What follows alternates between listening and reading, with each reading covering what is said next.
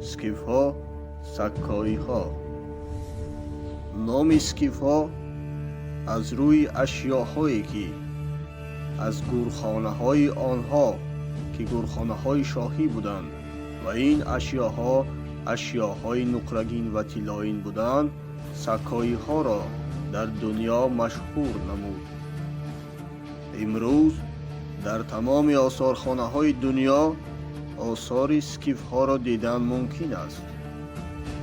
بازیافت‌های اسکیفی سکایی باعث فخر آثارخانه‌های قفقاز، مولداویا، روسیه و اوکراین میباشد. اسکیف‌ها، سکایی‌ها پس از کیمیری‌ها 1000 سال از رود دونای تا دانوب و ساحل‌های بحر آخشیان سکونت کرده از خود آثار گرانبهای باقی ماندند. اسکیف‌ها، سکایی‌ها گذشتگان دوری تاجیکانند و آنها معرفی‌گر تاریخ شرق در دنیای کهن و امروزند. امروز علمای روس و اوکراین می‌کوشند که خود را برده به اسکیف‌ها، سکایی‌ها رسانند و تاریخ گذشته خود را کهن نشان دهند.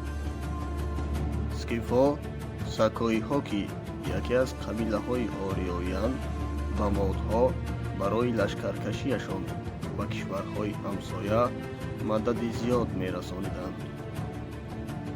نویسنده یونان قدیم اسخیل که در عصرهای 6-5 قبل از میلاد زندگی کرده است، قفقاز را راه اسکیف‌ها، سکایی‌ها نامیده بود و این 2500 سال بعد اثبات گردید. دیرهای اسکیف‌های عصر 7 قبل از میلاد از بابل، آشور و لرستان ایران یافت گردیدند. از سببی که تیر و کمان اسکیف‌ها مشهور جهان خود بود، این خلقیت‌ها استفاده کرده باشند. عصرهای 5 و 4 قبل از میلاد دوره بزرگی اسکیف‌ها، سکایی‌ها در تاریخ است. هرودوت وطن اسکیف‌ها، سکایی‌ها را قسمت شرقی بحر گورگان گفته است و او ذکر میکند که اسکیف‌ها، سکایی‌ها با مساگیدها دائما در جنگ بودند. به مثال دیگر قبیله‌های آریایی، اسکیف‌ها، سکایی‌ها آرایشات لباس را از طلا و نقره دوست می داشتند، زیرا آن رمز پاکی، آزادگی آنها بود.